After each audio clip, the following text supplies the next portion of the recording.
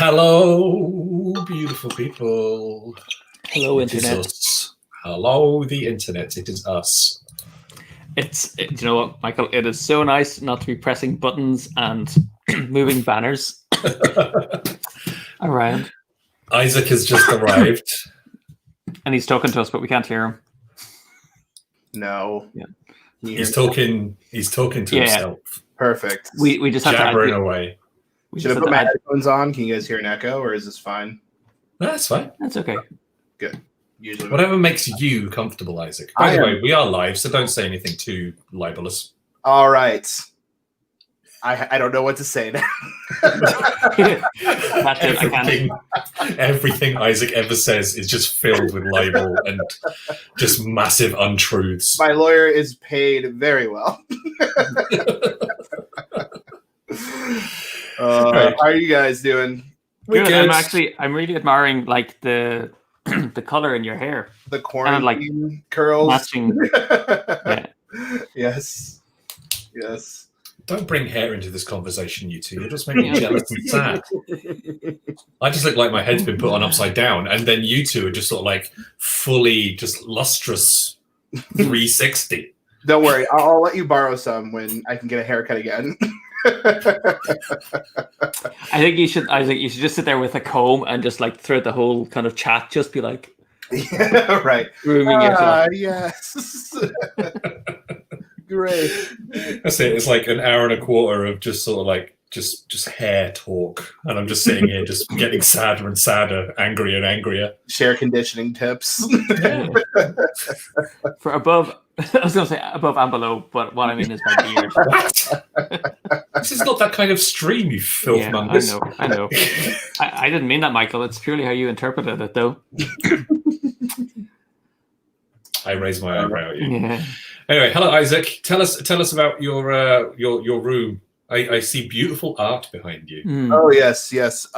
So I still have a couple pieces that I need to get up there, but I have some stuff back there. I have some Avatar: The Last Airbender, Pokemon, Trigun anime, Studio Ghibli stuff, all the greats. Nice. Stuff I enjoy, stuff that inspired me when I was younger.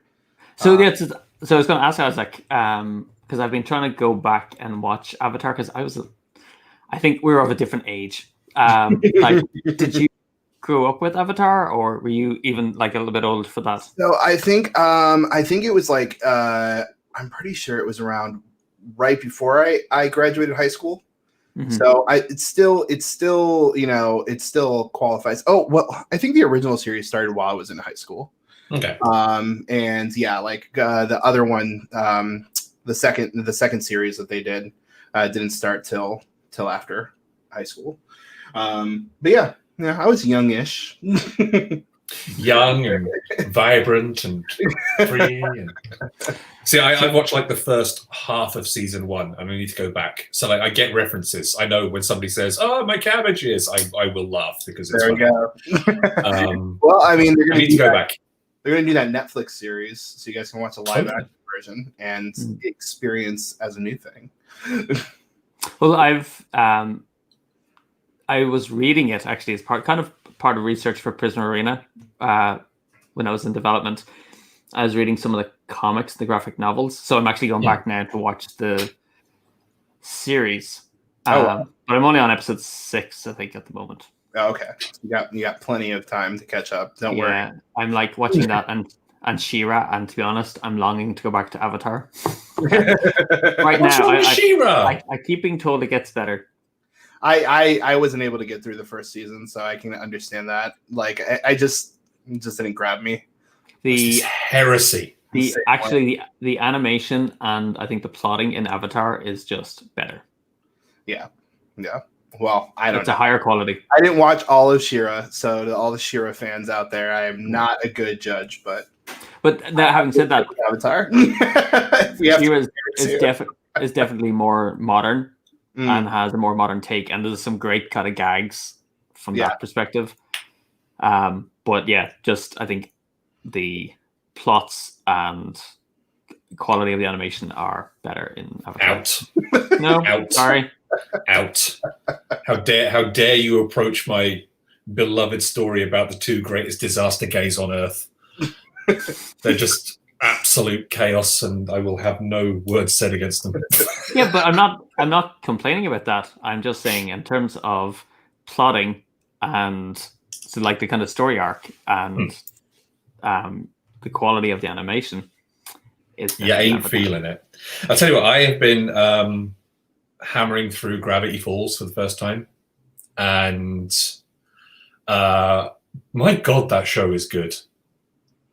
Like, and if you want like really nicely animated stuff as well, it's beautifully put together, and it's funny, and it's just so awful in many ways. So between that and Star versus Forces of Evil, which I also just finished, it's like, oh yeah, this is like modern animation. It's good, y'all.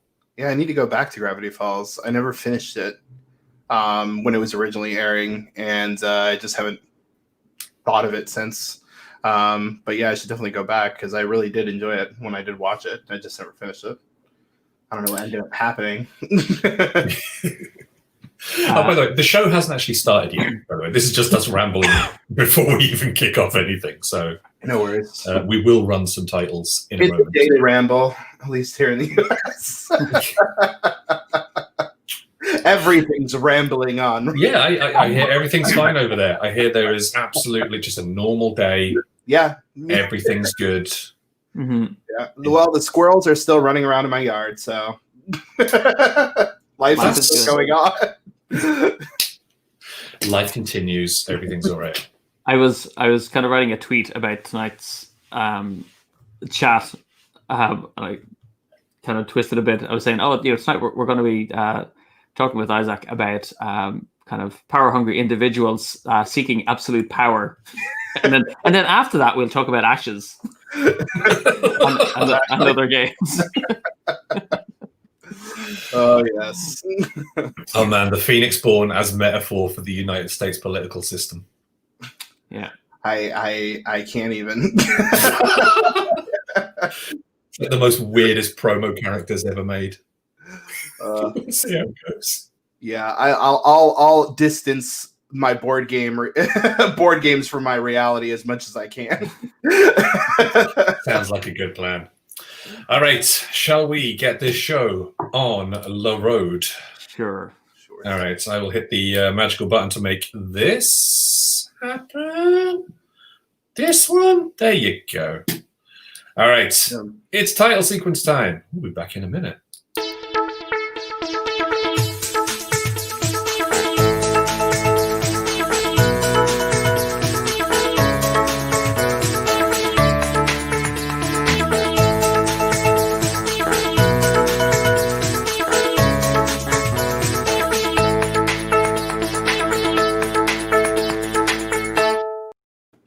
Good morning, good afternoon, good evening, good night, whatever time it is, wherever you are. It is coming up on 7:10 in the evening in the UK, coming up on 2:10 on the east coast of the anarcho-communist syndicate that is the United States, and coming up on 8:10 in Central Europe. It's time for another Hub Games Hangout with me, your glorious co-host, Michael Fox. Over there, the beautiful and fragrant Rory O'Connor. And the stunningly groomed Isaac Vega. Beautifully groomed. But to be honest, Rory, in comparison to our special guest, this is like chalk and cheese. This is I'm saying Isaac is stunning. Oh no, I was saying you got the grooming. You're okay, but Isaac down there, chef's kiss. 17 out of 10. Aww. Would guessed again. Well, hang on. Let's see how the chat goes. That's true. So yeah, the wonderful, the lovely, the beautiful Isaac Vega. Isaac, thank you for joining us. How are you? I am doing well, thank you. Well as any American can do today. That's outside. Here, you're in a safe place. You're in a good bubble with friends and lovers, and everything is good. So I'm doing good. Life has been quite a year. 2020 has been quite a year. But underestimated freaking statement of the decade. Right. But I'm doing as good as people can do in 2020. Life has been pretty chill. I've been designing more and working on some fun, interesting stuff that I'm looking forward to announce one day soon. I have things to look forward to, and I'm very excited to be with you both here today, especially to talk about one of the most exciting things that's happened to me this year with Ashes coming back. Which is super, super beautiful. Yeah, so I'm actually kind of really mindful because we could probably spend the whole evening chatting about that, but you are so much more than just Ashes. So I kind of want to make sure we cover a kind of broader landscape, I think. Yeah, that'd be good. Yeah, no worries, for sure. Yeah, especially since like right now, Nick is really the helm of that and moving that forward. So I'm sure if you guys ever want to talk about it more, he'd be a great person to talk to if you guys are interested in doing that in the future. Oh no, totally. And the first question would be like, what's it like getting Isaac out of the way? So they just have freedom, do as you please. You're like. So Isaac, let's put a bit of focus on you. What with you being, our special guest and all that. Tell us a little bit about like you as a gamer. Whoa! We gotta kind of follow protocol. The first thing is like, we're gonna do the talking about what we've been playing. What have you been playing? All right, okay. So Isaac, as a gamer, what have you been playing?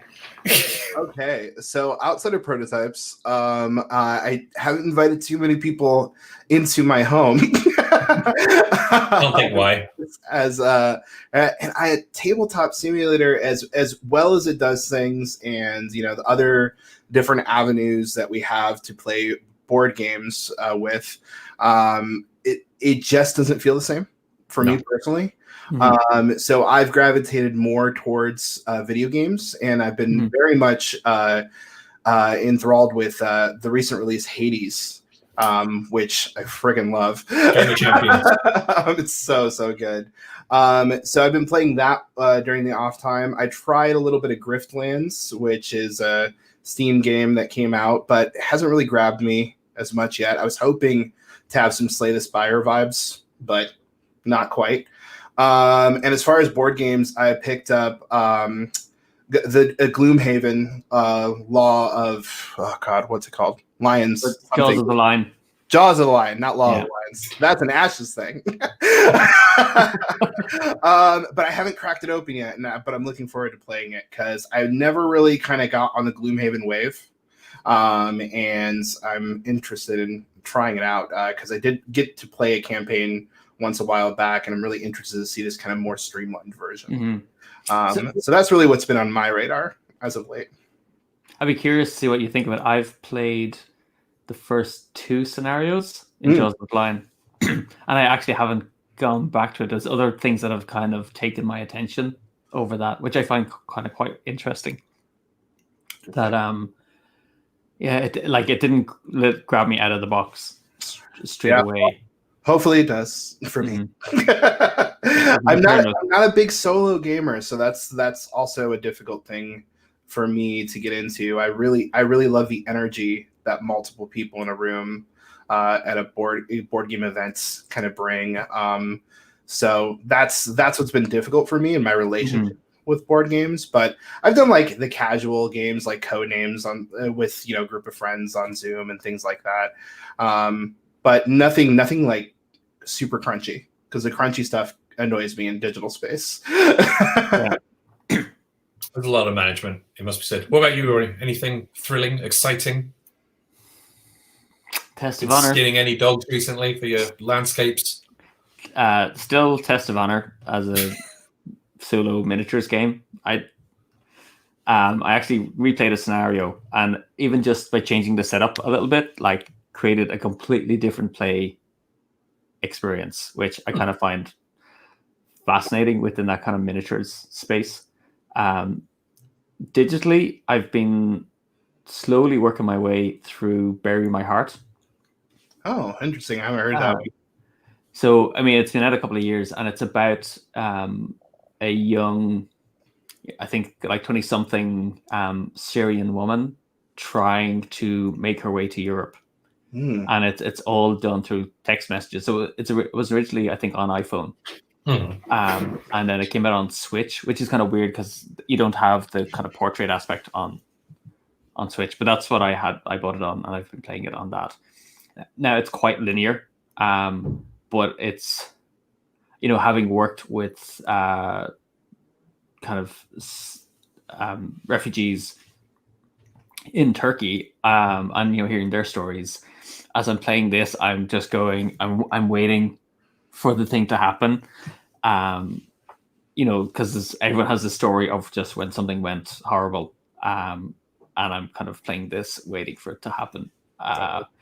And even though it's just like text messages, it's quite interesting because they use kind of, you can respond, with a text message, or sometimes just like an emoji, and the story is kind of revealing itself. But yeah, it's quite nice. It's that kind of in the vein, of almost like Holding On, where you're trying to evoke emotion from characters and using a real world setting. I kind of find it interesting. Would you say it's more sort of like interactive story as opposed to full on game? Yeah. Yes. Okay. I think it's actually from the same creators of. I'm going to get it wrong. It's not Veronica. There was a game of Florence, I think. There was a game out a while ago about a relationship. Similar idea. It's kind of like on rails. An interactive story, but some nice moments in that as well, actually. And it got, was really lauded. But there's one beautiful image in Florence that was really powerful in terms of how it conveyed the relationship breaking up. So I think it's by the same creators as that. Oh, cool. What have you been doing, Michael? Not a lot of real life stuff, it must be said. Did more streamy stuff at the weekend, which was cool. Did some more Mahjong Soul, which, despite being anime as heck, was it's still a good, solid, Mahjong game. My skills are not great still, and they probably never will be, but I just really enjoy the mental puzzling of pulling together the sets and trying desperately to outthink what your opponents are doing, because there was 4 of us playing, because it's a 4-player game, and like trying to read what they're potentially going for by working out what they're throwing away it's a really, really cool and interesting challenge, which I was totally I really, really enjoy it. We did play a 3-player version of it, and it just did not seem to stick super well. I didn't know there were 3-player rules for Mahjong, and I would happily never play 3-player again, because I bounced off it super hard. Right. Because like 4 is so good and so balanced and so perfect, and then 3 was just sort of like, well, somebody has taken the rules for this and just hit it with a stick for a good 45 minutes, haven't they? That's not great. So that was the thing. Sunday we did a bunch of One Deck Dungeon, which I am really enjoying. It's a lot of fun. The digital version is, I think, just so good because it just handles all of the bookkeeping and everything for you. Tracks the time for you, make sure that you got the right amount of dice, all that good stuff. I've actually managed to win a few times now, which is great. So nice. Me. On the most basic ass, like lowest, easiest level with the lowest character, it's all cool. I like what they've done with the progression stuff in the game as well. So you can sort of like, as you play more, you can boost yourself up. It's actually got kind of a, almost like a Hades God mode vibe. Like the more you play it, even if you fail, you'll get a little bit of progress. Oh, nice. And it's cool. It's good times. Also playing a heck of a lot of Hades because it's video game of the year, basically. I'm gonna have to check it out. Dude, you got to get it. It's incredibly good, incredibly good. And you don't even have to be like have that sort of Twitch thing going on. You don't have to be super fast or anything like that, because the game, you can approach it in so many different ways. Okay, you've seen how I play. Like when we go to cons, you've seen me like with my Twitch trying to. react to stuff. Yeah, that machine's going to hit the wall a few times. Sorry, Isaac? Have you escaped yet, Michael? I have not escaped yet. I've got to World 4 once. Nice. But I never feel, it never feels like punitive when I lose. I always realize that, it's always just because I've made an error or I've just screwed up somewhere. Which is great. I guess that's all like that massacre game that massacre vibe that I like, you get punished because you make a mistake. You don't get punished because the game hates you. Right. Hey, it's 20% off on the Switch, is it now? There you go. We should have like affiliate links. Buying your own stuff. I do want to quickly. When you're talking about like playing games, and I was saying I haven't been playing anything. I went, hang on a second. I've been playing Untold every morning. Yeah. Since Sunday. So, Isaac, just to let you know, I've been playing Untold, which Adventures Await. Mm-hmm. But I've been setting it in the world of Prison Arena. Oh. And I've been using it to kind of like create Prison Arena, the animated series. So each session of Untold is like an episode in an ongoing series. And I've set myself the challenge of playing every day for the month of November for NaNoWriMo. So that by the end of it, I've kind of built out the world of Prison Arena. So hopefully there'll be some kind of good moments. There was a few today, actually. But yeah, I'm still actually like trying to get better at my own game. Yeah, I gave up on that. It's the designer's curse. We will never be any good at the games that we make. Very, very true. So, I mean, John, who's the co-designer on the game, like he just gets the flow of it intuitively. And like every time he plays Untold, it's like this beautiful story. And I feel like I'm thrashing through bushes and weeds, like stumbling along, trying to build a tale. But hopefully it'll give others encouragement if they see that I'm doing it. There you go. That with a little bit of practice, the stories come together pretty well. Cool. I do love the fact that you're like doing this Saturday morning cartoon version of Prism Arena. It's good stuff. Yeah, well, I have been watching She-Ra because I've been actually watching the pacing of the episodes to kind of go, okay, what would you expect to see? And I'm trying to include that into the episodes. Cool. Makes sense. So people are going, shut up and talk to Isaac. So, Isaac, far too polite to say it. Let's talk about you as a gamer.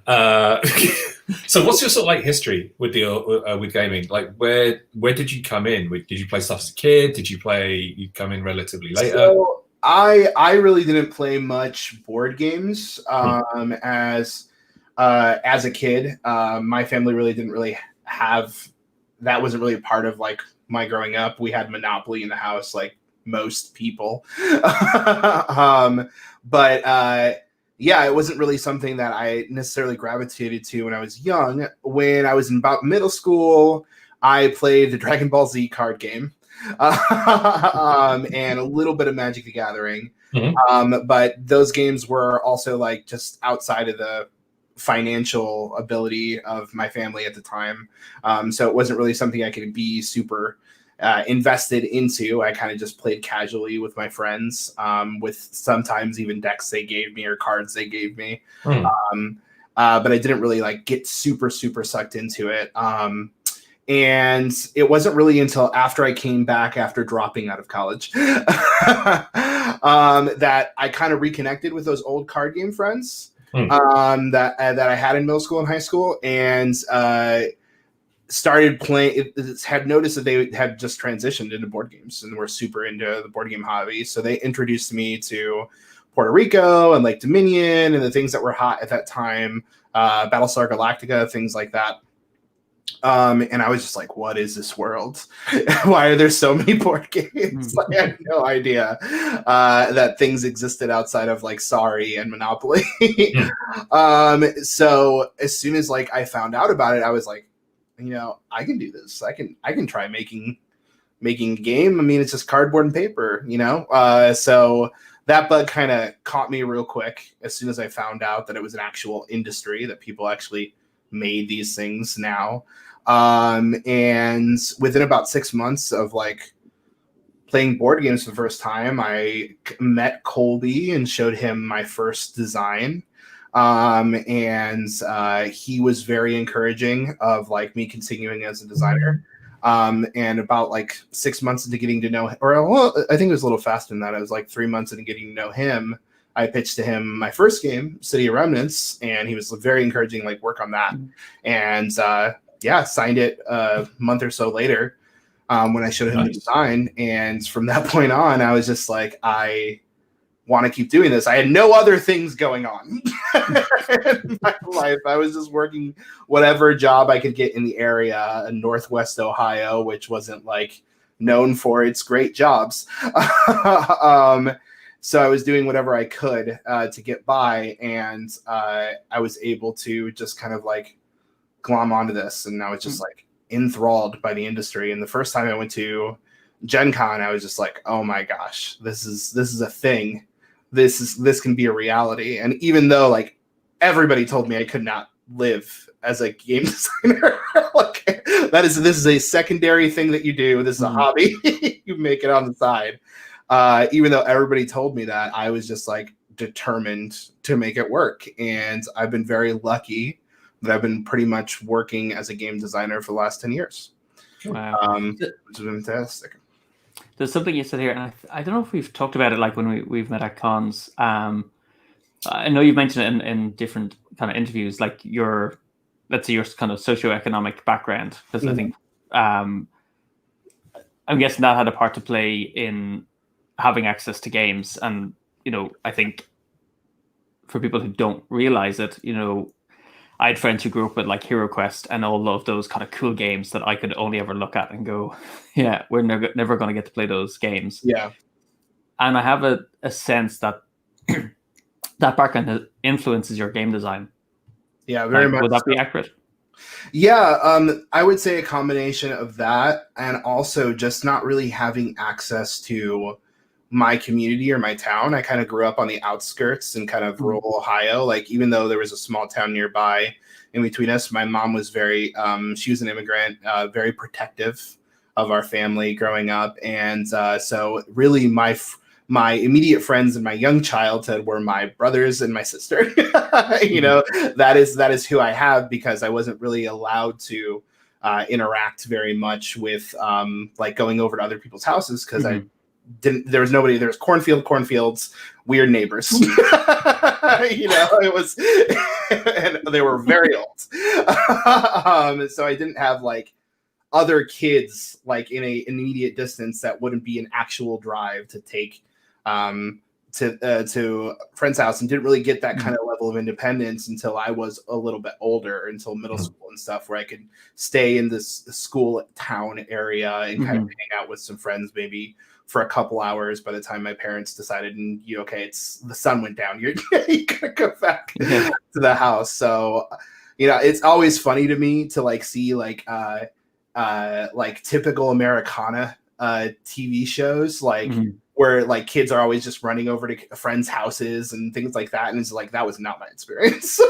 Like, I was at my house, but I did get a little bit of that as I got older. So yeah, like I think that in combination with our financial situation, we were not able to really kind of invest in that kind of stuff, though my parents still did. I still had a Nintendo, so we were able to play all that and things like that growing up. So video games were definitely my gaming outlet when I was younger, and these types of games, card games, when I was younger, really was like, well, that's what people with money can do. I can play around with it, it's fun, but I can't really afford to buy packs and packs and packs and packs of things. It's like you can visit, but you can't stay. Right. I was going to say, Isaac, you mentioned Colby, who, for folks who don't know at home, Colby Dabb from Plaid Hat Games, of course, which you are. I think you and Plaid Hat are very much like intertwined. Like when I think about Plaid Hat Games, I think about Colby and Summoner Wars, and then you and everything else. Pretty much. Well, hang on.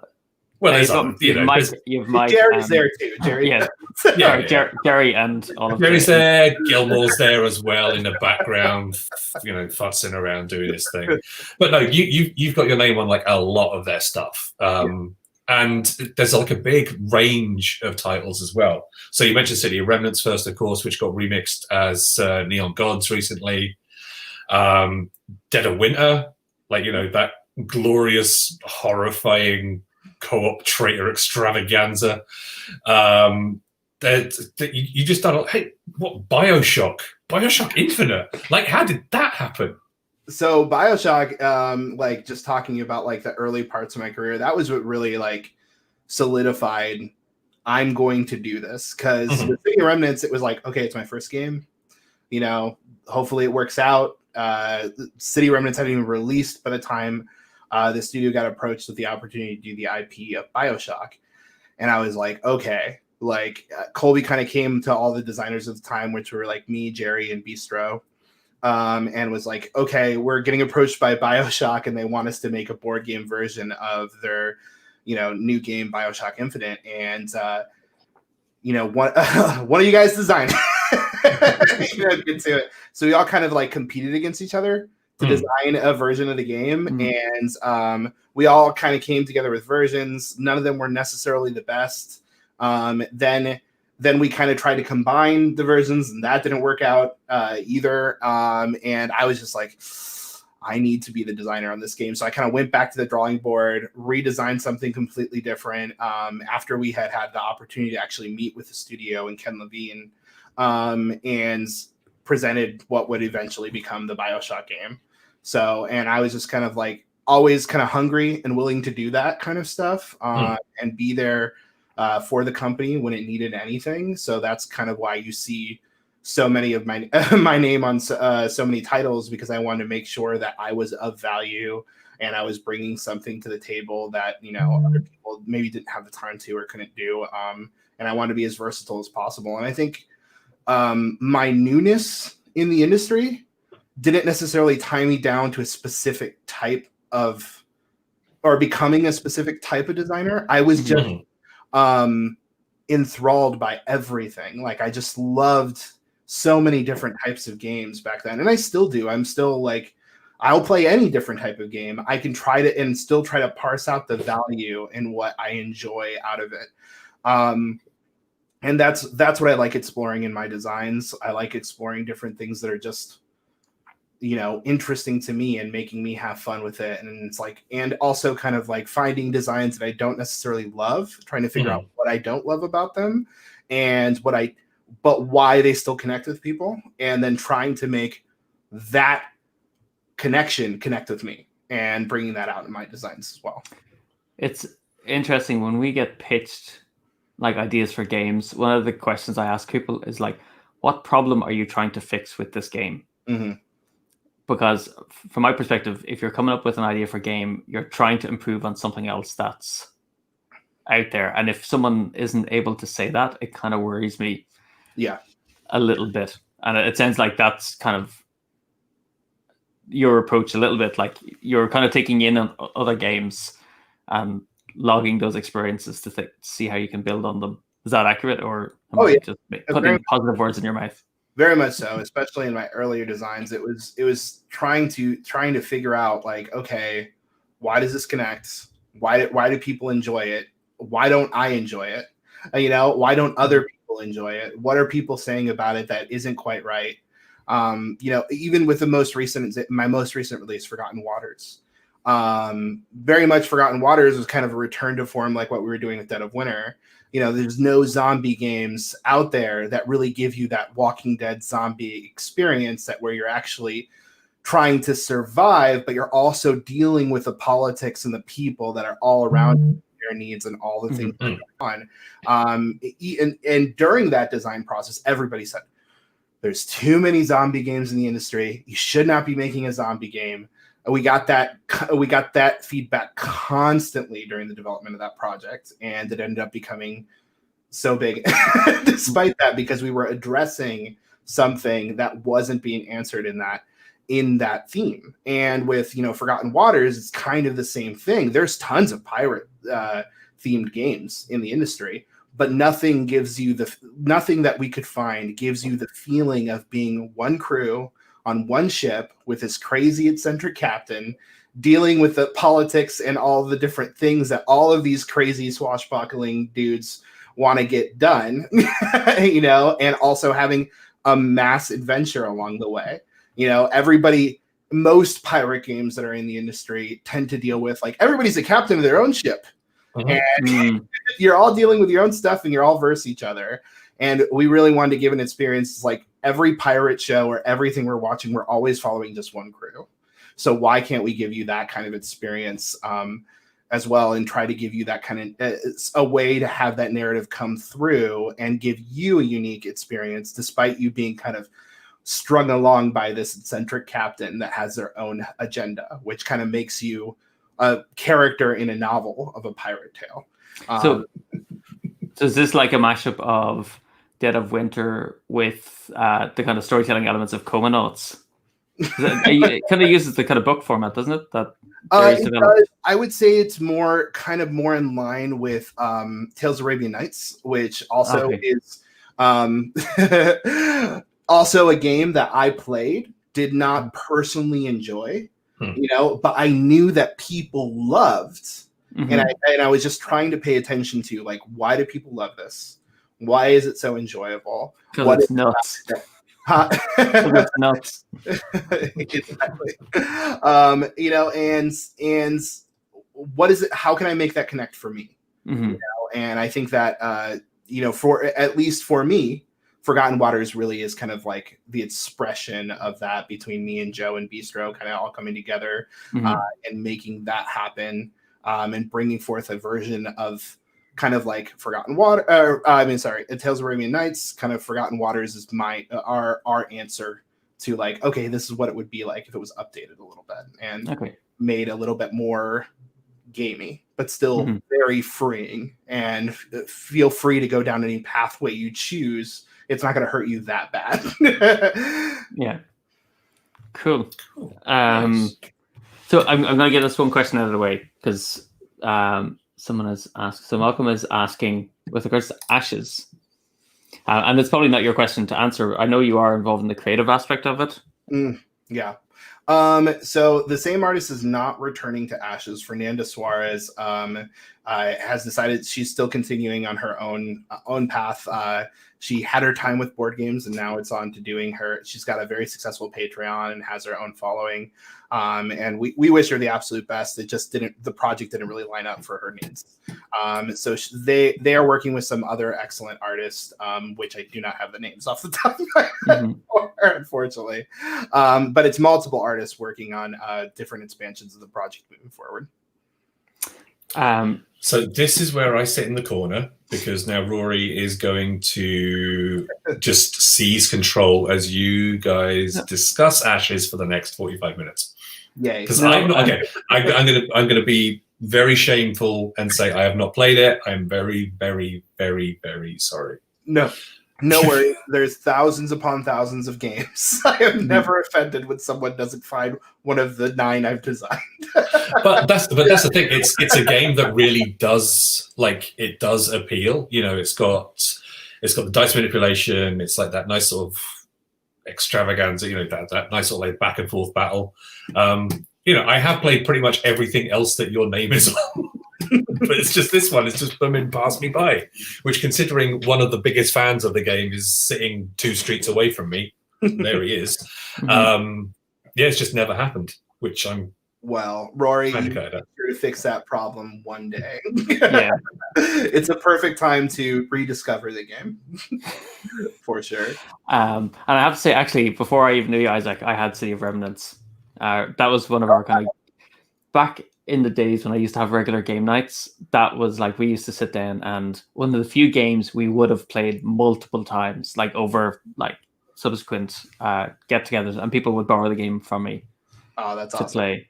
That's awesome. City of Remnants was truly my love letter to Isaac discovering games in general, because it kind of tried to include every mechanic that I was in love with. Just discovering for the first time. It's like shoehorn it in. Do some science, make it happen. So many different things working at the same time, but luckily, for the most part, it seemed to be received well, and I was happy when that game was released. Yeah. Actually, before you two do go on to Ashes, because I know it's going to take up a good chunk of stuff. With City of Remnants, what was the thought process behind basically the reboot for Neon Gods? Was it like, hey, this game didn't get the attention that you felt it deserved, or was it like was there like a different idea behind the reboot? The attempt is really like with City. We learned a lot since City of Remnants. We learned, that especially when it comes to art, and making things a little bit more appealing, making things kind of come easier for players to learn and understand. Whether or not we hit the mark on Neon Gods, I'm sure there's some people that are super solid in the camp of City of Remnants. Some people really enjoy what we did with Neon Gods. It was kind of to present Neon Gods or present City of Remnants to an audience that didn't necessarily found City of Remnants a little bit too overwhelming. Whether or not we hit the mark, I'll leave that to the fans to decide. I'm firmly in Neon Gods territory because it's just got that vaporwave cover. Just I'm here for it. It's a beautiful thing. It's a design that I still feel like I want to do more with one day, but I'm not sure how I'll reapproach it. We'll see. We'll see. I think there's still another level to rediscover in City of Remnants, but it's one of those things that I'll keep in the back of my mind, and who knows, in 10 years maybe I'll come back and do something interesting, even more interesting with it. So we shall see. City of Remnants 20th anniversary edition. Maybe. Extreme explosion. So I'm gonna dig in because I really do just picture everyone on the watching going, would you just start talking about Ashes? Yeah, considering how much we talk about it normally, because Rory mentions it literally every episode. It's a running joke. Like Yoss has already said it. Like, start counting as to how many times I say Ashes in the course of an episode, because I do refer to it a lot in terms of just design, aesthetic, inclusivity. There's so many kind of really positive things about it. Thank you. So it does get mentioned quite a bit. So I'm trying to take it from a different angle, instead of just kind of talking about the cards and abilities and stuff like that. I got really curious. I know you had said that you had been playing Magic.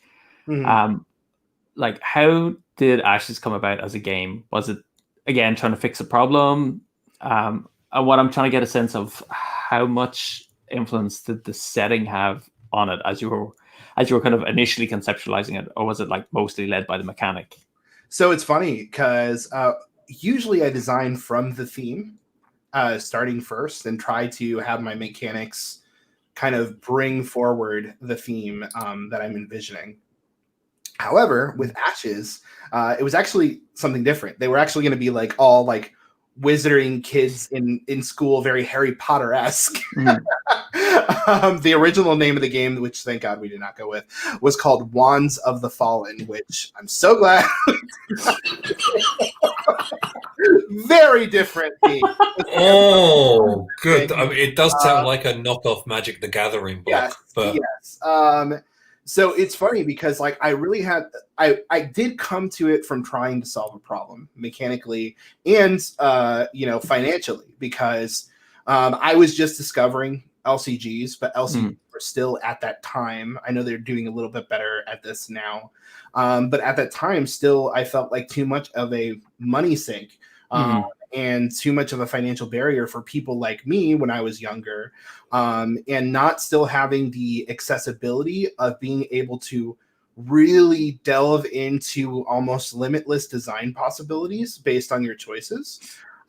So I wanted to create something. One, I really loved the character, having a defined character that Dragon Ball Z gave you as a card game, that I felt Magic was lacking. Magic didn't really have you starting. Now I've discovered Commander, so that gives me a little bit more love for Magic. But I really wanted a centralized character who was you. This is who you are, and you are a powerful person casting amazing spells.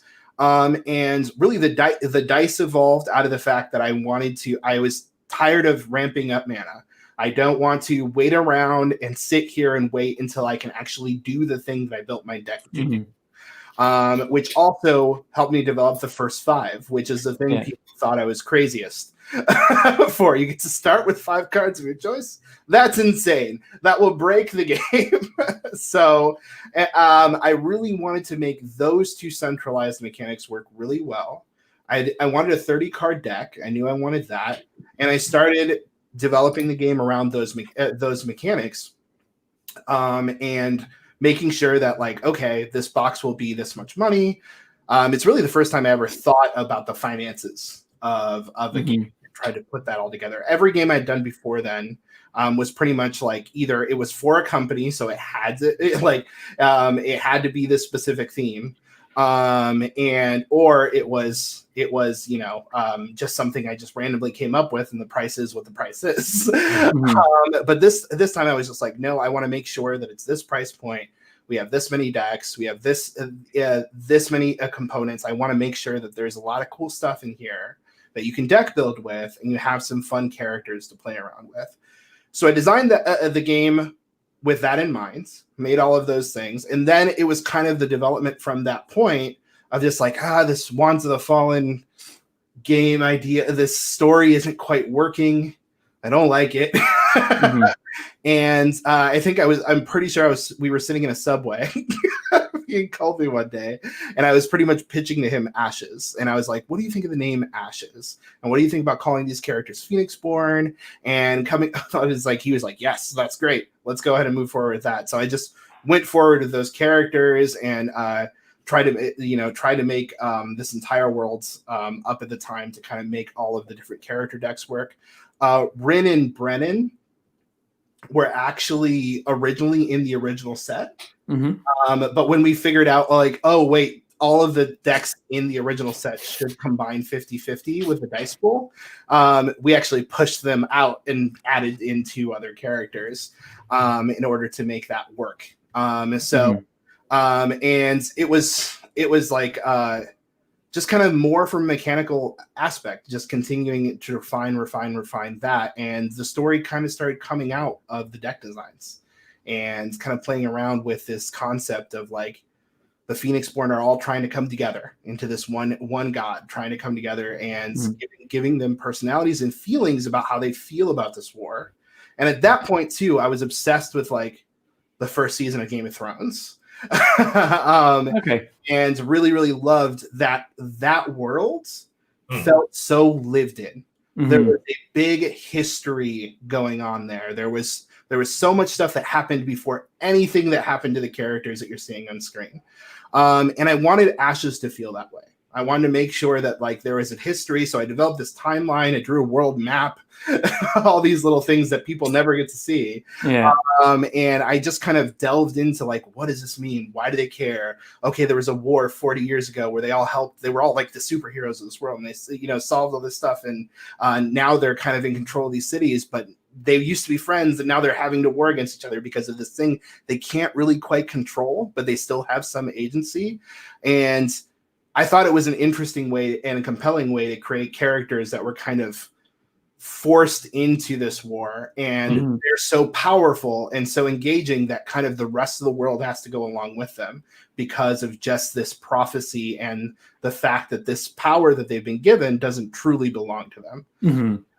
So it was just a fun way to design. And I've rambled on for a while now. So no, that's what you're here for. You're earning your keep. I think actually God Tier does something similar, which is quite interesting. It's similar principle, and actually you saying the certain things you said, and I was like, oh, they'd be really interesting to expand on in terms of the game and the world.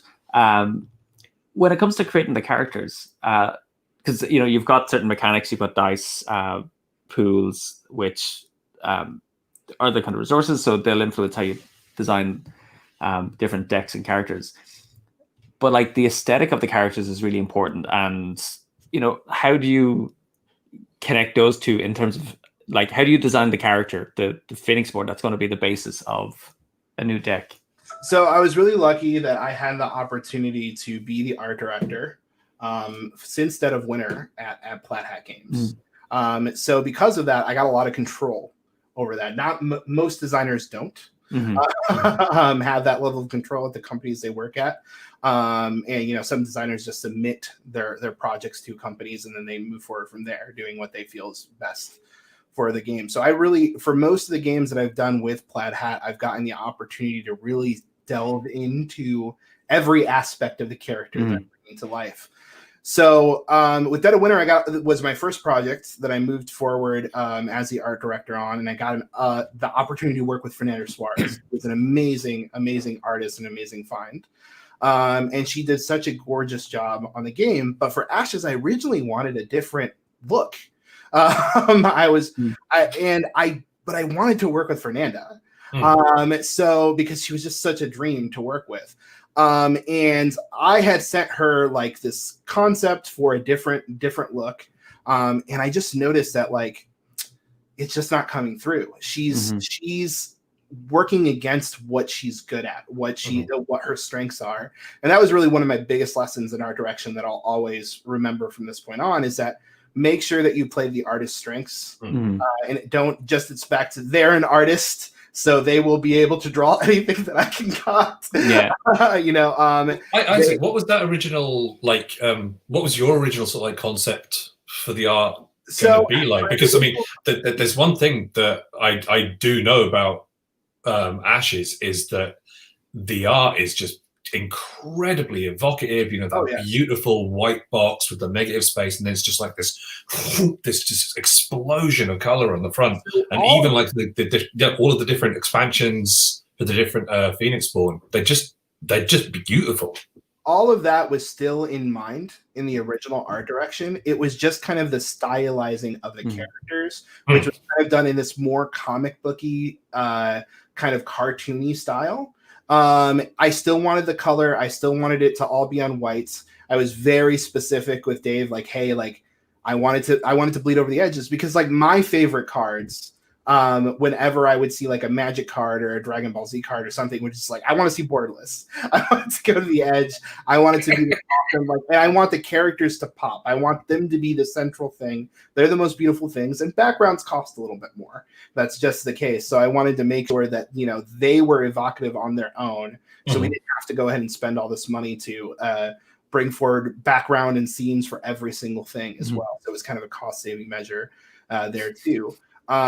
But like that frugal, nice. I'm making notes.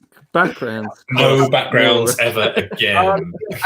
I think Takedo had come out prior, which is is very like probably one of the first covers I'd ever seen that had this very striking white box just color. I'm pretty sure that's the game. I might be talking. No, yeah. The Takedo box is very bare, but it works beautifully. And I wanted to do something similar because I found that so striking. And I knew that I wanted to make sure that the box cover had that kind of strikingness, and I wanted that to kind of come through on all the cards, because I'm very much a proponent that like what the box is advertising you should see in the game. I hate it when I see a beautiful box and then the game looks terrible. So I very much wanted it to feel all cohesive. So with that, like I had directed Fernanda to, let's do all of the direction, but let's do it in your style. Let's not do this cartoony style. Bring it forward. And I think the first piece that she did was Brennan. And it was just like night and day. We were like, we're in love with this. This is fantastic. Let's move forward with that. And from that point, I'm a big fan of anime. I'm a big fan of like at the time, definitely like Avatar: The Last Airbender, like I was saying. And I wanted to make sure to kind of bring in some of that feeling and the aesthetics, like your super powerful type, almost like I wanted to stay away from traditional fantasy. Even though we're still borrowing from it quite a bit, but I didn't want it to look like Magic the Gathering, because there's so many, like you said, even with the Ones of the Fallen name, there's so many Magic the Gathering clones out there, and pretty much you do anything in fantasy, and you're going to feel like, okay, well, they're just trying to rip off Magic. Mhm. So I wanted to also make sure that like these characters, they have a defined feeling, they have a defined look, they're inspired from different cultures, they're inspired from a diverse set of backgrounds, but bringing forth something that people haven't really seen before, because I don't want to just recreate the same thing. And that's why Ashes, more than probably most of my other games outside of Forgotten Waters, was definitely the thing that I delved most into the background and the story for, because even though it's not a game that needs that, like you don't have to have a whole bunch of writing and a whole bunch of text devoted to the story, but I did a lot of that on my own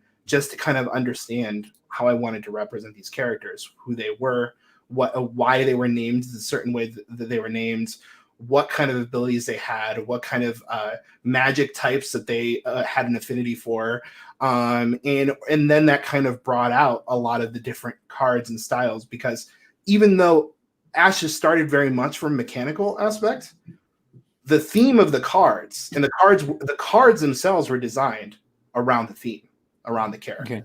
So, like, if it didn't have the right feeling in that character's deck, it was not there, right? Like it had to be something, even though it might have been mechanically good, it had to be something that I connected to the character and their design. One of my favorite cards ever, Meteor from Odette's deck is like I hate that card. I saw Meteor before Odette even existed. Okay, so Odette's gonna come around. This is gonna happen like around that card, because like that entire deck was just like, I want to see this card exist because I love the idea of it so much. So yeah, like a lot of things inspired that direction. But it is definitely huge passion, probably the hardest and the most I've ever worked for every single detail in that game when I was in charge of art direction for that game. So did you kind of started with the Phoenixborn first, and then and I'm guessing their kind of personality or playstyle, and then worked out the cards around them. So, and then how closely did you link, like in terms of giving guidance to that aesthetic of the characters? Because again, it's quite mixed and quite broad. So as you were kind of creating the different characters, like Brendan, or I'm really terrible with names. I'll be like, oh, it's the one who works with these resources. But yeah, how did you profile each character and kind of describe them to then give it to Fernanda, or like what way did you go about doing that? Yeah, I pretty much kind of gave her, for every scene that happened in the deck, I was pretty much trying to describe, here's the story that's happening. You know, Noah's a great example of all of this. Like Noah's a character that, like, okay, his brother and sister died in the war. He was never expected to be the ruler of the city, but he wanted to be the ruler of the city nonetheless, despite it actually supposed to be going to them. And he came back and took it by force, and that's what disappeared his entire city, Viros. He's been running this illusion, so all of his characters in his deck are in this illusionary world that he made, and are kind of all being raised by him, and he's thought to be dead, and he returns right before the war, the War of Ashes, and he comes back. So that's why you see a lot of, like, in his pieces, you see a destroyed city. Like you see that in the background. You see. I'm going to quickly look as you're talking. You see character. There's a specific card in there that's probably my favorite card, Fade Away, because one of the characters is literally holding his wife that he thought was real this entire time, but is actually illusion. And that is like the power of Noah, and that kind of created like his character. Like he is this deceiver, and that's why he plays with illusion and ceremonial magic, kind of like this combination of all of that. And it's just a way to kind of, I gave her a lot of that. I was just like, okay, this is a scene that's happening. This is a story that we're telling. And I also gave her a lot of reference art and different pieces that I had to pull together. Okay. In order to direct her on that. Because We got Yanko in the chat saying, "Please write a book for all of this." It's sort of like, it's like one of my favorite things in media ever is the Battlestar Galactica Bible. So basically, it's before a single scene was shot. It's like, this is the history. This is everything. Follow this. And I would love, I'm coming at this from an outsider point of view, but I would love to sort of like learn more about this world that you've created, because it's just cool. So it kind of actually leads nicely to my question, which was like, how, because you're saying stuff that, and I know this for myself, it's like the stuff that's in your head that we've no idea about, and we're looking at those cards and not necessarily seeing what you're seeing. And I know that because it's been the same for me with Prisma Arena. I'm like, can you not see that little detail that's hidden in there? And he was like, nope. Right. So like, what's your, having stepped back from the game development of Ashes, what's, the world is yours though. Like, so what do you see happening with, what would you like to see happen with the world of Ashes in terms of, potential output? Or is it like, no, I don't want to see anything else happen, it's just strictly within the game world? Well, as the story evolved, okay, so like this is just kind of the realistic approach of, when a design kind of just grows out of the designer's kind of hands, it's just kind of the way things go sometimes. As the story evolved, like I started doing that process less and less and less, because Ashes was a game. Thank God it was like a game that continued and kept getting expansions. It got sunset last year, but for a long time during that time period, I was also focused on building other games. So I didn't have the time and the ability to just kind of delve into each character. Plus, it's not financially good to do so with the level of income that game was producing at the time. So with Ashes coming back, it's kind of with Ashes Reborn. Really kind of the concept of like Jericho was the one that we decided with the last tournament that took place with Ashes was the one that won the Ashes War. But she's coming back because things aren't quite right. How everything turned out, and is trying to rebring everything that she's learned, and also brings the access to time magic by doing that in that time process. And moving forward, it's really a collaboration between me and Nick, and talking about the kind of stories and the things that we want to bring forth, because a lot of the characters that you haven't seen full decks for are going to be coming back. So Auric, Lulu, and Demona will be getting their full decks, and they were originally promo characters and never had full decks associated to them. So it's kind of an opportunity to kind of rethink their story. Like Demona specifically was a character that felt predestined. I'm going to win this war. So for her to discover that she didn't in an alternate timeline might affect her in a different way moving forward. And she was kind of like very much authoritarian, trying to take over the entire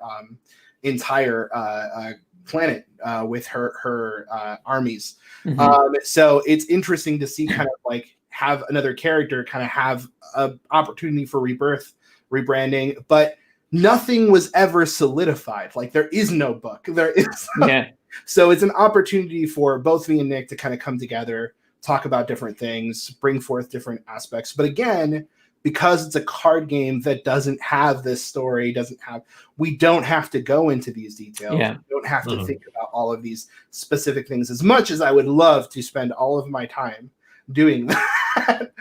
I unfortunately, not unfortunately, I'm very happy I've moved on to different stories. So it's really about like kind of the collaboration between me, Nick, Plaid Hat, how they want to take the characters moving forward. So I don't have any sort of predetermined world view that it has to move in this direction. There's lots of stuff that I've suggested. Plaid Hat's also in a different place. It has a writer on staff full time now, which he's also looked at. I've given him all of my maps, given him all of my timelines, all of the different things that we worked on in the past. we were at one point going to work on a book, but that got scrapped. So there's material there as well that we are able to turn from. So there's definitely a lot of my flavor in there, but I'm also not like trying to direct every single thing. Yeah. But luckily, like we're in good talks. I still see everything before it even gets moved forward with. I get to have my opinions and things how they're going to move forward, but really it's in their camp and how they want to go and give that information moving forward, because never know. I think I get what you're saying, because you don't really want to tie it. The fact that it's kind of nebulous works in its favor. Right. That people can project things onto it. But right. And like to have the level of detail that I had in the when I originally conceived Ashes, that was a benefit of youth and time and being able to, you know, add a whole bunch of like I wasn't working on that. I was working on Ashes. I wasn't working on hundreds of different projects at the time, and I was able to super delve into all of that stuff. I'm working on 2 other games right now. They have full stories. I've kind of developed more into a story type designer. And the more that I learn how to do that, the more those stories are taking more of my time and they're more taxing, and I have to develop those really deeply as well. So I can't necessarily say I'm going to give the same level of bandwidth that I gave back in 2015 or prior to 2015. Well, I mean, we will definitely want to get to the new stuff you're working on.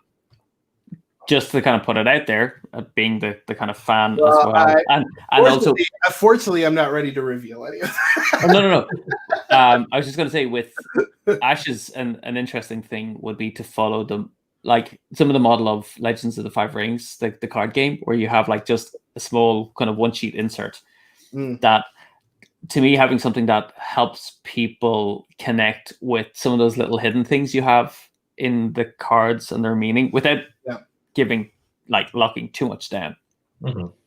But having a little bit of flavor with the decks, I think, would be incredibly appreciated by the fan base, because they get to kind of enjoy some of those little hidden things that you've built into the game. Well, what I will say is that I have been in talks with the Plaid Hat Games writer, have been in talks with Nick, and there should be some more development on the story front of things as well. Whether or not it will be actually showing up the product or on their website, I'm not sure, but there is stuff coming.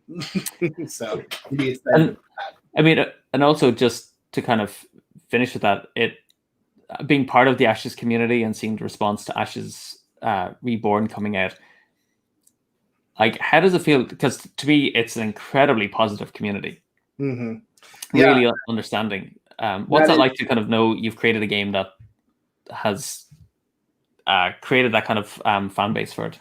It is an absolute blessing. I am so grateful for the community that's come together, particularly around Ashes, because I have friends now that I would have never had because of that game. I know people that have created these deep-seated friend groups just around Ashes that would have never met if that game didn't exist.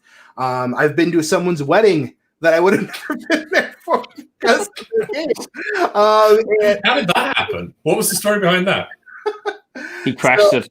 It's just like, what up? I've been designing in the hotel room upstairs. We just became friends because of Ashes, and I was invited to his wedding, and there were so many other friends that he had met around Ashes also at that wedding. So it's just like a big group of people that had. Did you get like celeb status and things? Just, oh my, who's that guy over there? It's just like, oh, do you know? I'm sorry. That's Isaac Vega. I'm sorry. It is funny to get known quite well by the groom's parents because you made a game.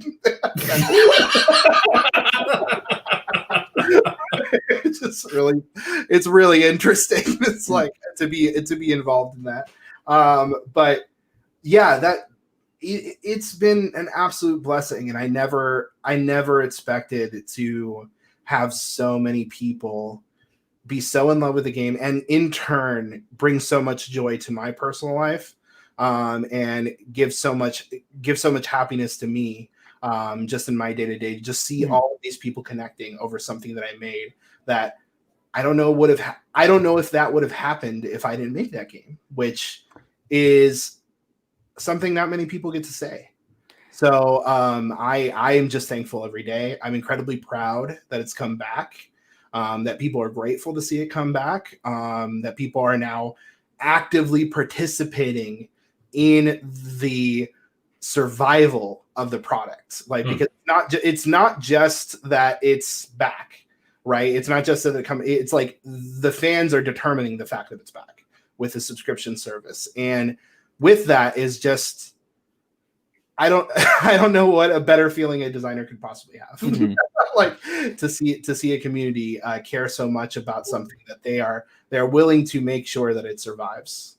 So I think it was a great move. I'm not sure who kind of instigated it, but I think as a model, it's like a really great approach. And I've had conversations with you. I've had conversations with Kobe about, just it was so unfortunate what happened with Ashes, and I think kind of getting caught up in the sale of the company and it kind of getting overlooked. So I was so delighted to see it come back, and in the way that it was coming back, I just thought, this is brilliant. This is so spot on for what Ashes needs. Yeah, and like honestly, to have Nick at the helm is also just a wonderful, wonderful blessing. He is the Ashes #1 fan behind you, Rory, of course. But I know my place. He is so in love with the game, and I could not ask for a better person at the helm that has not only the mind to make all of the different errors and the things that took place during the years, but also improve it in a way that I don't believe I could have done. And so I'm so grateful for him to be on the team. He was definitely my first choice for that position, and the fact that Plaid Hat has now brought him on full time is just, I can't imagine a better scenario. I've always wanted someone fully dedicated to Ashes, and now that's happening. Like, just not me. I do have to say, like, I haven't met Nick personally, but in terms of his communications through the various kind of interviews with Team Covenant, the amazing guys over there, and through the weekly updates, there's an air about him that I just really, really like, in terms of, there's a kind of gentleness of how he communicates, but also a firmness that it's like, he knows what he's doing, trust him. And I really like that, that he's not going to kind of just be swayed by the kind of the politely rabid Ashes fans, right? That he does have, I think, a strong sense of is it like a give it to us now vibe, but he's like you get it when it's ready. It's like, yeah. And right. And it's more like, no, the rules are like this because, right. And he'll explain the rationale behind it, and then everyone's like, oh, okay. What's great about what he's doing about it too, which is another added blessing for me, is that I get to kind of rediscover my own game and play it as a first time player, which has just been great. I've gotten a chance to play some of the redesigns on TTS, and they're just like night and day. They flow so well, and everything works so much better. The thing that I think, knowing now, if I was ever to redesign or do another game like Ashes, I would need someone like Nick on my team from day one, because I feel like I'm very good at the creative aspect. I can bring together the characters. I can come up with cards all day long. But whether or not those cards are perfectly balanced or will work for the meta 10 years out, or any card that's coming in, even though it's fun and interesting to play, might be too overpowered or underpowered based on all of these other math problems that I just do not have the mind for. And he does. And it's fantastic to see that level of refinement being brought to Ashes, because I think that's something that we definitely needed from day one. We did have Bob, who was fantastic at doing that as well. Nick did come in through the playtesting process, but I think it's only going to benefit more from after doing it once. We did it once, and now we're able to see, okay, this is how we messed up. Plus, we have the best testing testing you could possibly ask for a game, which is actually releasing it to thousands of people and getting all of their comments for years. Which a game like that, it really needs very, very strenuous testing. Yeah. In order to understand the decisions that you're going to make. Because no one, even Nick, no one can go ahead and make those decisions with a perfect understanding without a ton of testing, just because there's so many possibilities in that game. Yeah, I mean, and it's just going exponentially. Like we're when we were working on Prism Arena, there's like 32 abilities in the game, and you'll only ever like equip 3 or 4 of them at a time. Yeah, but just the math in trying to like figure out, what are the synergies and how do people, how can they be kind of misused? We kind of got to a point where we're like, okay, we've done as much as we can here, but we just have to watch and see what happens when it's out in the wild. Right. Yeah, there'll always be some clever git who like manages to work out some absolutely ridiculous combination. Yeah, and it's like, okay, cool, thank you. We'll credit you in the next rulebook. It's fine. No, we didn't know that was a possibility. I mean, Isaac, one thing that I find really interesting. I mean, I was going to ask, like, are there any like significant differences between the original Ashes and Reborn? And obviously, like, from what you mentioned, I get the vibe that like there's been streamlining, there have been changes, but there's not a lot of designers who get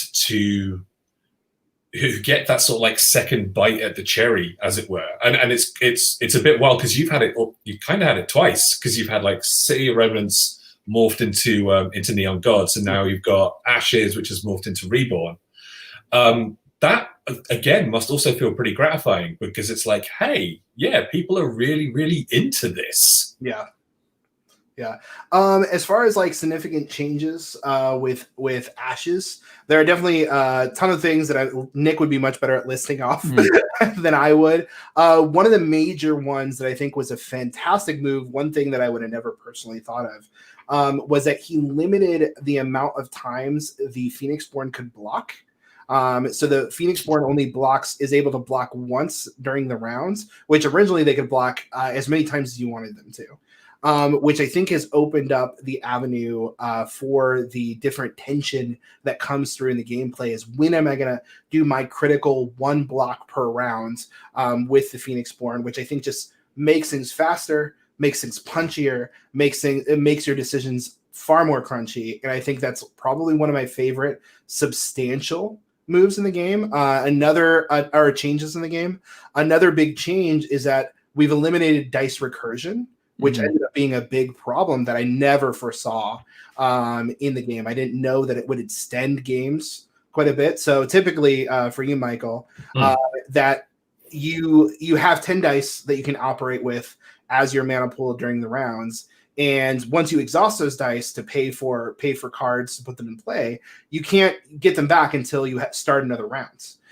Both players have to pass in order for that to take place. However, in the old game, if a player had a lot of dice recursion in their deck, they could be bringing back those exhausted dice, playing multiple cards, extending the round far longer than we ever anticipated. Okay, so like big sort of loop systems where you could really manipulate. Yeah. Right, and thus forced other players that weren't playing with dice recursion to then include dice recursion in their deck, which just made rounds even longer than we ever wanted them to. Yeah, and I guess that would have like a significant impact on the meta as well, because it's like, okay, well, if what person A is doing this recursion system where they are just getting extra stuff, extra turn, basically extra stuff into their turns rather, everybody else is going to want to do that because you want to be on a level playing field. Right, and most of the dice abilities have also changed. The most notable of which is Illusion Magic, which kind of builds into this dice recursion problem, because Illusion Magic was specifically trying to, its ability was to get rid of another player's dice, exhaust that player's die. So we've removed that. Also, exhausting other players' die or other players' dice is not a thing in the game anymore. So that way, players can go ahead and do the things that they plan on doing without completely getting screwed from their resources. So- Which I think those 3 changes are probably the most critical, and I think the biggest things that help the game moving forward. I think those 3 things are actually really interesting takes on game design principles in general, because like one of them with the Phoenixborn, I think, is like limiting your actions to a certain degree to make them count. Is kind of really important. The fact that you can't and then the other 2 are kind of tied together. So the idea that you can't extend your resource pool to kind of like create these false loops, forcing everyone to kind of follow suit, but at the same time not taking away actions by another player. Right. Because it's the kind of take that element of like, I've no control over what you're doing. And Michael, we would have talked a lot about this with various games where they just have a like, well, I'm just going to take this off you, and tough luck. And that's the thing I learned. I've learned a lot from you, Rory, is like something punitive is fun for me because I'm getting to be mean to you, but it's not fun for the game because it's just me being a bit of a D, really. Mm-hmm. So it's much more fun if I am able to beat you, because even though you're sort of like at 100% full power, I think that's a much more satisfying victory as opposed to just sort of, all right, I've taken all of your power away and now I'm just going to squash you like a bug. So, and I think the Ashes solution is I really like it in that you're just slowing the person down. So Michael, now instead of removing the dice permanently, which means you've no way to get that back in unless you have to have backup cards in your very tight 30 card deck to bring cards back in on or dice back in on the chance to get removed. Now they get spun down, which I really like as a way of, it's like, being chased and throwing something behind you to kind of slow the person down. It doesn't stop them from catching up. They just have to take a little bit longer because they can always discard cards to turn those dice to meditate and switch those dice around. So I think that's a really, like, you can still go curses, but it isn't like screw you for what I love so much about all of the changes that Nick has tried he has implemented into the game is that it really kind of works into the original philosophy of what I've hoped for the game, which really giving players a power of feeling like I am this powerful dude or girl that is going to be able to do these amazing things, and I am coming into this battle prepared and being able to do what I built my deck to do. Because one of the biggest things that I hated so much about like Magic and Dragon Ball Z is it would be so often that I would build the decks and I never got to do the things that I thought were so clever or I built into the deck. And he's been able to elevate that core concept even more so in ways that as we developed the game and moved it forward, we didn't anticipate would be affecting that original core concept, which he has been able to bring back really well. Mm-hmm. And I gotta say, I'm gonna try and segue this through, like, with Ashes. I think you've done so many incredible things within that game. You've got like the focus on the character with their battlefield and their spell deck. So again, you're giving players a very clear constraint around what to work around. You've got like the 30 card deck, which actually makes kind of deck building feasible for casual players because it's essentially 10 cards. If you want to break it down to its simplest, you've taken out the conjurations and kept them separate from the ready cards. So that idea of constantly bringing back creatures, the starting hand, like I just go, I want that in Pokemon. I don't want to spend my time trying to find those cards, because like you said, I think that's a really genius move, and I'm amazed that more card games don't do that. It's just blindingly obvious. Because it's like, of course you're going to want to be able to do something really cool on your first turn. You're blooming super powerful wizards and sorceresses, But what I love though is when I sit down and I see, so I have to give a shout out to, like, Stephanos is the person who I play with most here in Belfast. There's a group, and Mike actually, who's on here. When they put down their character, their Phoenix Born, you're like, oh, okay, I need to change my starting 5. you know, when you know who that is. No, which I think is what the game should be. What game should be like? It's like, Yeah. I'm up against. It's like when we're playing Prism Arena, Michael. We kind of look at the other person and go, okay, I know what their playstyle is like, so I'm going to start with these powers in the game. And I think that's, it's like it should just, the way mana has become a standard in so many games. It should obviously be replaced by dice from now on. But likewise, the idea of the starting 5, I think, is that just makes sense to me. It makes so much sense to me because, like, if we talk a lot when we're making games about the theme matching the mechanisms, that it needs to make sense. And say, for example, you know, you and I, Isaac, are about to step into the ring for a brutal boxing match. You know, I am going to have studied what you are like as a fighter. Right. You are going to have studied what I am like as a fighter. So, of course, we're going to want to be prepared from the moment the bell rings. And that just concept of setting up your hand with the 5 cards that you really want to go in with is it's the gameplay version of that, and it just makes sense. That's your genius. Yeah. So in terms of like, I think Dead of Winter, which I have to confess, that's the one I haven't played yet. I haven't got the right group. Really? Boo, terrible. So I'm terrible at line games. Like, I'm just so bad. Yeah. And so a lot of those games I've just kind of let pass me by. But I'm kind of waiting to get the right group to play that with, where they haven't all already played it. I've got it, and I've got I've got Long Night as well. If you want to do that, I have it. I have the people in mind that I want to play with who don't get to play a lot of board games. I think they'd enjoy it.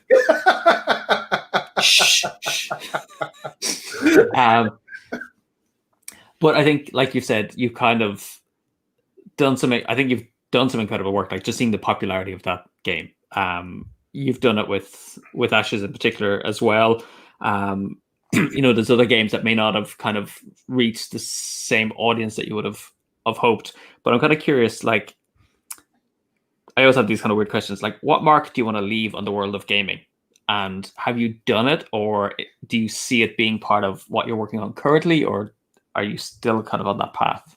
So, with me personally, and this is like going into like why I decided to leave Plaid Hat Games, kind of why I wanted to kind of move in a different direction. It's nothing against Plaid Hat. Plaid Hat's fantastic.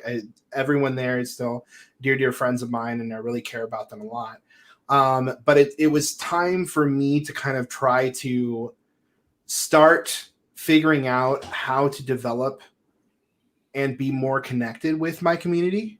Part of that was being originally, like when I originally left Plaid Hat, I really got involved in politics and started getting to know a lot of people personally in my local community, because I felt we had moved to Texas, I think 5 years at that point ago. And I felt like I only knew people that I had met through work or through the tabletop community, and I hadn't really met my neighbors, met my community, like gotten to know people. And I have this great, fantastic resource, which is board games, to be able to connect with other human beings. And I was able to kind of amass this group. I opened my home up for canvassing and had a lot of people come over, train them on canvassing, and was able to get to know so many people in my community, taught them board games. And then the pandemic hit. And that kind of fell away. But my goal moving forward is that the things that I want to make and the things that I want to create and put out into the world, I just want to allow for more opportunity for deep connections and communities. I have done some of that. I've done some of that with Ashes. I've done some of that with Dead of Winter and some other games that I've created. But I want to do more, because I feel like board games are such a wonderful conduit for connection in a world that I feel is getting more and more used to even prior to the pandemic, but more and more used to not connecting with other human beings in that way. And I think that is a terrible loss for humanity. Personally, I think that we need to do a better job of trying to get to know the people that live around us. I've gotten so used to, and I'm so grateful for, knowing so many people all over the world and having wonderful, deep connections with them all. And I know that the board game community does that through conventions, especially with people inside the industry. But I also want that kind of deep connection in our day-to-day lives. Because as climate change makes more of an effect on the world, as different things take effect in the world, the people that are going to be in your corner are the people that are near you. And the more that you know them, and the more that you get to participate with them, either through gaming or through other things that you connect with, I think is going to be very good for the global happiness and hope in humanity that I want. And I want to try to contribute that, not just as a designer, but just as a human being, as much as possible. I'm working on ways to do that through the work that I'm doing, but I'm also just working on that through the volunteer work that I do, and just trying to be a person that has a little bit more openness in my heart and a little bit more trust in my heart in ways that I kind of shut down for a long time. Just from being LGBT and being in the closet for a long time, I was very cautious with who I opened myself up to.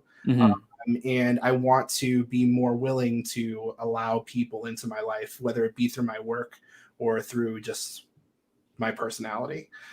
So yeah, that's the mark I want to leave. I want just more people to get to know each other and love each other. You know, I think that's really going to help the world. But I mean, it's funny. I think probably going through similar kind of thoughts myself as well. Like without all the travel, your attention turns locally, and I think to some degree it's easier to connect with people that are like you. And I think that to some extent that's what's been happening, is we've been seeking out the people like us around the world and connecting with them, because it's easier, because sometimes like your neighbor's a bit odd or just doesn't have the same interests. And it just takes a little bit of effort to connect with that. And I mean, Michael Yulo's hear me saying this, like it's about finding the humanity in people. You know, it's there. It might just not be what you think it is or should be, but we are all human beings struggling to get by on a day-to-day basis, and it takes a little bit of effort, but when you connect with that, it's meant by somebody else. So definitely kind of applaud what you're doing, and I think we should definitely have more talks off camera to see how we can work out, because I my head's kind of turning towards that as well, about how to use games on a more local level. And you will be surprised how much sitting around a game with someone that you kind of maybe wrote off, or like, oh, we don't know each other, or they're not going to like this, or they're not going to like me, can really open up another person to you. And it really has to be about giving the opportunity of taking the first steps, because most people that I have met in my life are very comfortable in the state that they're in, and having a new person come into your life is a little bit uncomfortable. So be willing to take the first step and be that example. If you want more friends, if you want more community near you, you have to be willing to be that person, because otherwise most people are just too comfortable in the way that they are.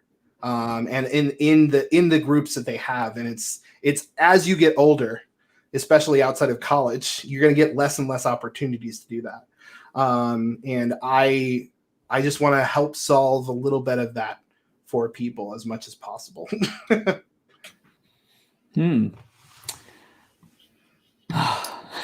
Sorry, very heartfelt. feels like a nice sort of like place to draw this to a close. Because Yes. I was gonna do the Richard Lingard quote of a letter of advice. You would if you would read a man's disposition, see him game, you will learn more of him in an hour than in 7 years of conversation. It can be philosophical. Yeah. I will ask, like, in terms of that, the work in canvassing, and you're talking about like getting to know someone across the game. Have you used that as a way of, like, because in the States, obviously, it's very much there's a line drawn, in terms of your political leanings compared to other countries that have a kind of a wider spectrum of parties to choose from. Have you used gaming as a way of like inviting people to sit down and have a conversation over a game, or it's not quite there yet? I have. I've played with multiple different people from multiple backgrounds over a game. My experimentation there is definitely less than I would like it to be. It was taking off in a beautiful way right before the pandemic hit. And that, unfortunately, I'm at high risk, and it unfortunately allowed me not to have people come over to my home. But I was opening my doors in my home in ways that I never thought I would. Because growing up, I had a lot of people stay in my house a lot. So I had a lot of interruption, my own privacy. So when I had my own home, I was just like, no one's here, and I only invite people over for parties. And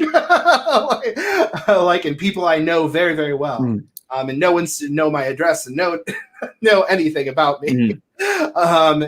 But your mom taught you well. Yes. very much adopting her mentality there.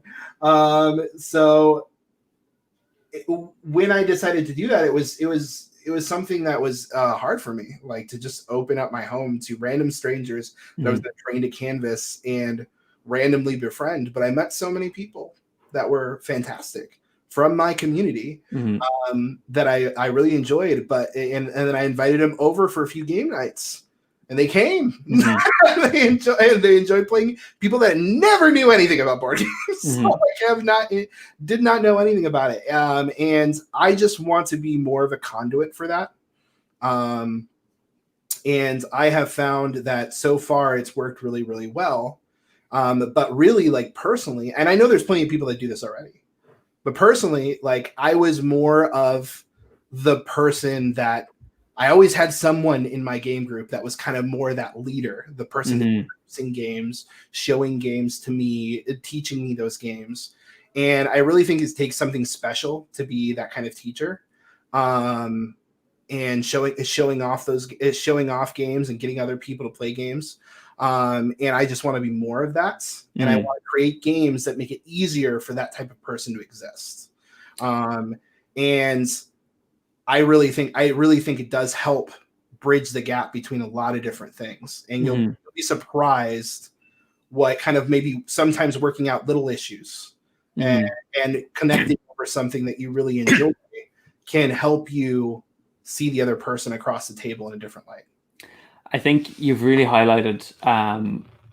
So, like, my background is in kind of conflict resolution here in Northern Ireland, working with teenagers. So I've been kind of really interested in ideas of like social change and how do you facilitate that. And a lot of the conversation right now, both around the US and kind of globally, is nobody has the answers, right? So nobody has them. And the idea of looking to leaders to tell us, to guide us out of this, it's not going to happen. Usually when we get to this point of like stress on a system, because it's like a pressure cooker that we're in at the moment, it's actually grassroots stuff that is where the change happens. And as a system, we need to become more resilient on that grassroots level. So the system is going to break down essentially from a top-down organizational structure to, again, more localized systems. And I think like what you're doing is a really great example of those, like sowing those seeds for bigger things to happen from it. Because I think I'd love to see hopefully as we get back to that, or even sharing what your experience was like with this, I think could prove a really interesting inspiration to a lot of people to say, kind of based on your story, your background, that other people will be like, oh, well, hang on. If Isaac can do that, maybe that's something I can actually do. Because it's got me thinking, going, oh, hang on. Yeah, I could probably like start doing that a little bit more here, because everyone in Northern Ireland gets along with each other. Yeah, Super well. And all you need to do is just learn one game really good that you really enjoyed playing. Start with that and introduce some new people to that, or and make sure it's something that you think that a majority of people could grasp onto really well. I have noticed myself as a designer kind of move more and more and more and more and more towards these introductory games, that people just playing them more as an enjoyable thing, even though like some of the things I design are definitely not those types of games. But it's interesting that has become, as I've gotten older and maybe just more adept in my design, how much I see value in that. Where I used to kind of think like, oh, well, it has to have some complexity and for everybody. But I definitely see more value in the things that are a little bit more universally appealing. Not that everything has to be universally appealing, but just kind of the way that we learn games can really and how we teach them can really bridge the gap for a lot of people as far as like becoming friends and communicating with each other. So I want to bring more of that into the world for sure. So is it kind of like designing for impact? Because I agree, like you can design for that kind of what I consider like the BGG audience, which can be rabid fans, but the reality is that's a smaller overall audience if you want to have kind of impact or reach. So and my goal outside of anything else is like I want to expand this industry. I want more Isaacs discovering games for the first time. I want to see a more diverse group of people playing board games, because they're incredibly special to me, and I know they're going to be incredibly special to so many more people that have never even don't even have a slightest concept of what they are and what magic they bring or how many even exist in the world. It's funny actually, when I was working on Prism Arena, and we would design kind of user profiles for who the audience was for that game, and there was a group of Latino boys that I'd met in Fort Worth as part of an after schools program. Yeah. And they were coming in because their parents were working, both parents were at jobs, the kids were coming into work. And when I was designing Prism Arena, I was like, I want them to be able to buy this game for Christmas. Like that was my goal, both in terms of the, the aesthetic, the appearance of the characters in it. And again, because it's like, it wasn't part of their world. Right. They were maybe seeing video games, but they weren't. Both time the parents were just too exhausted when they were coming home to even consider playing games with them. So if they can be introduced into that world, we've all had that experience of community that comes from connecting with board games, largely in a healthy way. So yeah, if we can kind of bring in more people who are kind of on the outskirts, just I think by not taking the time to look past the current audience, if we kind of look a little bit outside to who are on the fringes and say, okay, let's design something that welcomes you in. Right. We definitely it can only make things healthier, for sure. Group hug, everybody. Group hug. All right. We are going to wrap up there. Isaac, it's been a pleasure. Yeah. Bless you for your time, your effort, your energy, your love, your amazing games, all that good stuff. If folks want to contact you, I know you are on the Twitter. Yeah, I'm Isaac on Earth on Twitter and on Instagram now. So if you guys want to follow me there too, I'm going to be posting more stuff. Trying to, at least. I'm terrible at social media, but I'm trying to be better at it due to certain things coming in the future. So it's definitely going to be the place to look at if you want to find out more about what I've been doing since I've left Plaid Hat.